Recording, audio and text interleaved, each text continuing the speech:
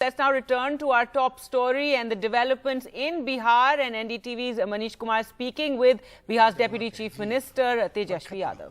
लोकतंत्र पे खतरा, संविधान पे खतरा, पूरे देश में जिस प्रकार से अराजकता का माहौल बना हुआ है, पूरे कॉन्स्टिट्यूशनल इंस्टीट्यूशन को तबाह किया जा रहा है, उस वजह से हम लोगों की ड्यूटी है कि कोई भी कीमत पे हम लोग अपना पूरा जो समाजवादी लोग जो हैं उनको कहीं ना कहीं से सहयोग करें। और जब घटनाक्रम हुआ तो मुख्यमंत्री जी राज्यपाल से इस्तीफा देकर के यहाँ आए, अपनी बात को रखा और सब लोगों का मन बना। तो आपके अंदर में जो उनको लेके एक बिटरनेस था, राजनीतिक रूप से आपने उनको पलटू चाचा जैसा संज्ञा नाम भी एक पार्टी को जो है, और एक इंडिविजुअल का सवाल नहीं। जब देश का सवाल आता है, जब कॉन्स्टिट्यूशन का सवाल आता है, जब डेमोक्रेसी की बात आती है, कुछ दिन पहले नड्डा जी आए हुए थे, उन्होंने क्या बोला, क्षेत्रीय दलों को ख़त्म करना है। जो अपने अलायंस को नहीं बख्शेगा, तो आप समझिए नीतीश जी वॉज दी सबसे पुराने अलायंस और सबसे बड़े अलायंस, और शायद इनके बाद कोई हिंदी पट्टी में या नॉर्दर्न इंडिया में कोई अलायंस पार्टनर इंडिया का नहीं रहा, एनडीए का नहीं रहा। क्यों? तो इनकी मानसिकता बताती है कि ऑपोजिशन को ख़त्म करो, रीजनल पार्टी को ख़त्म करो, यानी जब ऑपोजिशन नहीं रहेगी तो लोकतंत्र नहीं रहेगा। लोकतंत्र नहीं रहेगा तो आप समझ जाइए क्या माहौल होगा देश का। तो ये हमारी ड्यूटी है ना, जो हम संविधान को मानने वाले। और ये कहाँ आकर के बोले जेपी नड्डा जी, ये लोकतंत्र की जननी, जिसको प्रधानमंत्री जी आए थे तो बोले थे मदर ऑफ डेमोक्रेसी। बिहारियों को तो खुल करके बोलना चाहिए कि हम यहाँ के हैं। वहाँ आकर के आप चुनौती दे रहे हैं लोकतंत्र को, तो ये हम लोग कैसे बर्दाश्त करेंगे? नहीं, लेकिन आपको ये कहा जा रहा है कि नीतीश कुमार जो हैं बराबर बदलते रहते हैं, तो आपको आज इस बात की क्या गारंटी है कि आने वाले दिनों में या कुछ सालों के बाद आपको डंप नहीं? हम लोग समाजवादी लोग हैं, उन्होंने हम पे आरोप लगाए, हमने उन पे आरोप लगाया, हम लोग में भगजग भी हुआ, लेकिन है तो हम लोग समाजवादी। और हर घर में भाई भाई भी झगड़ते हैं, लेकिन एक घर के हैं। और हम लोग तो समाजवादी जो लोग हैं, हमारे जो पुरखों ने जो विरासत दी है, कोई और कैसे छीन लेगा? तो ये बताइए कि नीतीश कुमार के लिए आपके अंदर कितनी इज्जत है, राजनीतिक रूप से कितनी इज्जत है उसका? क्योंकि हर आदमी सवाल करता है कि इसका भविष्य क्या है। अरे हमारे पिता के साथी रहे, संघर्ष के साथी रहे, लगातार शुरुआत से ही इन लोगों का करियर जो है राजनीति में साथी रहा। हम लोग तो शुरू से देखते ही रहे ना। कोई हमको व्यक्तिगत लड़ाई ना तो हमारी मोदी जी से है, ना नीतीश जी से रही है। हम तो मुद्दों की राजनीति करते हैं, विचारधारा की राजनीति करते हैं, नीति सिद्धांत की राजनीति करते हैं। तो कभी तो वैसा रहा नहीं। प्रतीक तो सम्मान है, और हमको तो माता पिता ने तो यही दिया कि बड़ों का हमेशा आदर और सम्मान करना चाहिए। कल भी जब ओथ हुआ तो हमने तो सबसे पहले जाने से पहले अपनी माँ का पैर छुआ, और हमारे पिता शारीरिक रूप से यहाँ नहीं है तो वीडियो कॉल पे ही उनसे आशीर्वाद लिया। और ओथ लेने के बाद इनके नेतृत्व में काम करता है, बड़े हैं, अनुभवी हैं, सीखने को तो सबसे मिलता है, तो उनका भी हमने पैर छुआ। तो आदर और सम्मान तो है ही। लेकिन ये कहा जा रहा है कि गवर्नेंस आने वाले दिनों में एक कैजुअलिटी होगी, क्योंकि आरजेडी सब कुछ कर सकता है, गवर्नेंस नहीं कर सकता है। सब बकवास की बातें हैं। जब समय था वो समय सामाजिक न्याय का था, आज का दौर आर्थिक न्याय का है। और मिलजुल करके आप गवर्नेंस की बात करें, 18 महीने मेरे काम को देख लीजिए। हमारे मंत्री रहे, एक भ्रष्टाचार के आरोप बता दीजिए उस 18 महीने में। कोई भ्रष्टाचार के आरोप नहीं लगे, कोई भी मिनिस्ट्रीज में नहीं लगे। तो गवर्नेंस करके तो हम लोगों ने दिखाया है। आप देखिएगा 53 आरोपी, जो सीआरएफ फंड जो 200 करोड़ था 1000 लेके आ गए। आपके ऑन गोइंग प्रोजेक्ट्स टाइम पे हम लोगों ने करवाए। आपको करप्शन को लेकर के कमेटी प्रधान सचिव के नेतृत्व में बनाई, क्योंकि पीडब्ल्यू डिपार्टमेंट जो होता है नोडल डिपार्टमेंट होता है इंजीनियरिंग डिपार्टमेंट का, ताकि कोई भी ईओटी के फाइल या अवेरिएशन के फाइल या टेंडर के फाइल मंत्री के पास था। तो ये कहा जा रहा है कि आपने 10 लाख लोगों को रोजगार देने का वादा किया था, नौकरी देने का वादा किया था, रोजगार नहीं, नौकरी। हाँ, आप देखिए पहली कैबिनेट थी, और इस पहली कैबिनेट में विधानसभा ट्रस्ट वोट को लेकर के बुलाया गया। वहाँ हम लोग बहुमत सिद्ध करेंगे, गवर्नमेंट फॉर्मेशन होगा पूरी तरीके से। उसके बाद जो कैबिनेट मीटिंग होगी हमारी, कल और परसों लगातार मुख्यमंत्री जी से चर्चा हुई है और मुख्यमंत्री जी खुद इच्छुक हैं और गंभीर हैं। उन्होंने सभी अधिकारियों को बुला करके निर्देशित किया है कि ज़्यादा से ज़्यादा नौकरियां, जो पद खाली हैं या जो बहालियां हो सकती हैं, उसको हम लोगों को, जब ये ट्रस्ट वोट हो जाएगा उसके बाद हम लोग ये करने जा रहे हैं। ये तो हमारा एजेंडा है। सड़क से सदन तक बेरोजगारी हम लोगों का मुद्दा है।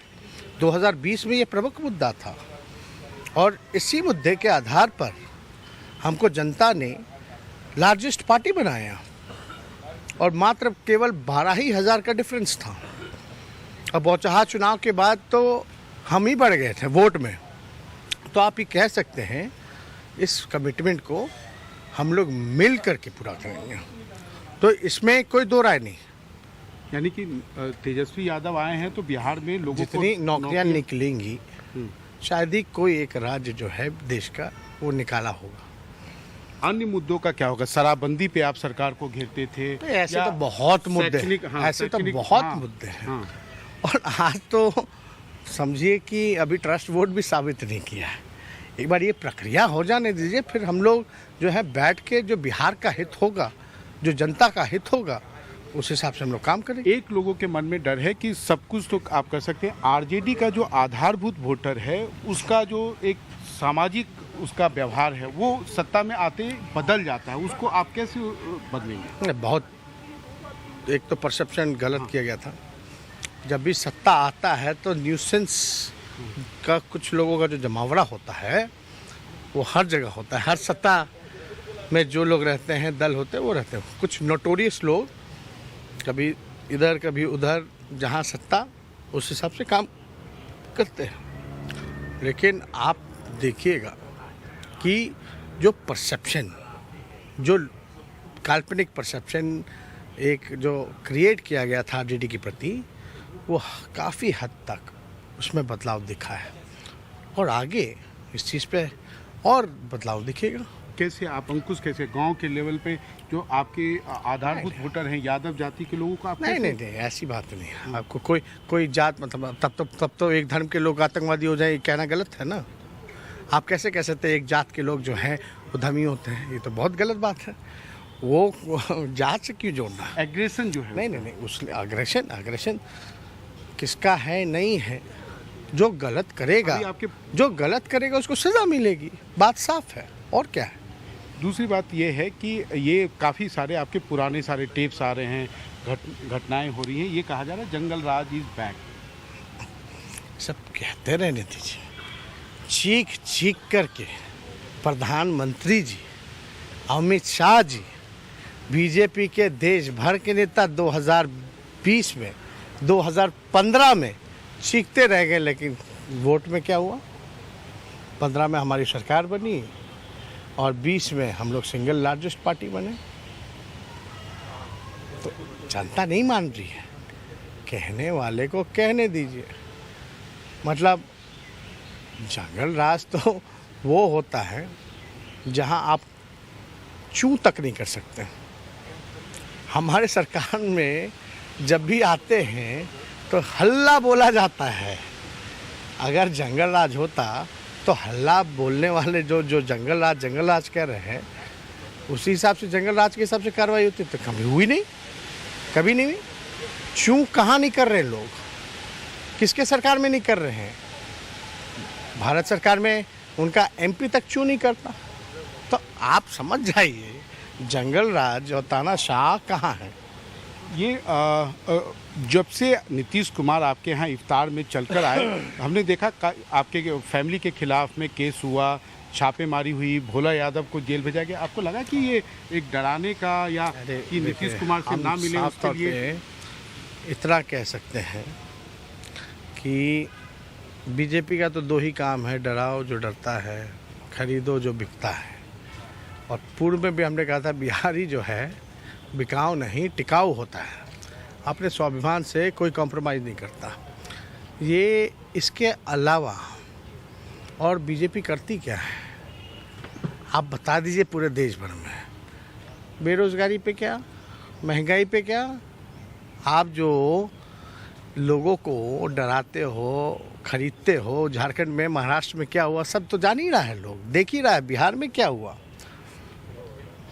तो इससे हम लोग डरने वाले नहीं हैं, स्पष्ट है। जनता हम लोगों के साथ खड़ी है, हम लोगों को काम करना है।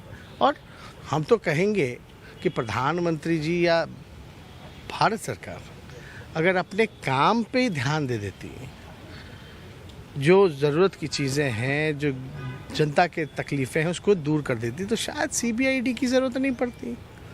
लेकिन वो किस दिशा में काम कर रहे हो तो सबको पता है। नहीं, लेकिन आपको लगता है कि नीतीश कुमार के साथ जो हाथ मिला है तो आने वाले दिनों में सीबीआई, ईडी, आईटी और भी ज़्यादा ही है, वो तो करेंगे ही, निश्चित तौर पे करेंगे।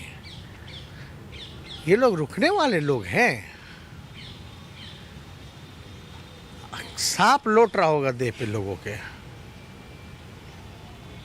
क्या हुआ है भाई, तमाचा जो बिहार की जनता ने जो मारा है, जो आदरणीय नीतीश कुमार जी ने एक निडर और देश हित में, बिहार हित में जो निर्णय लिया, जिसका पूर्व में जितने हमारे महागठबंधन के अलायंस पार्टनर्स थे सब लोगों ने समर्थन दिया, उसके बाद से तो नींद ही उन लोगों की उड़ी हुई है। तो ये तो विंडिक्टिव लोग हैं, पॉलिटिकल वेंडेटा तो होगा ही होगा। अगर आप बीजेपी के साथ चले जाते तो ना जंगल राज होता, ना भ्रष्टाचारी होते, आप राजा हरिश्चंद्र होते।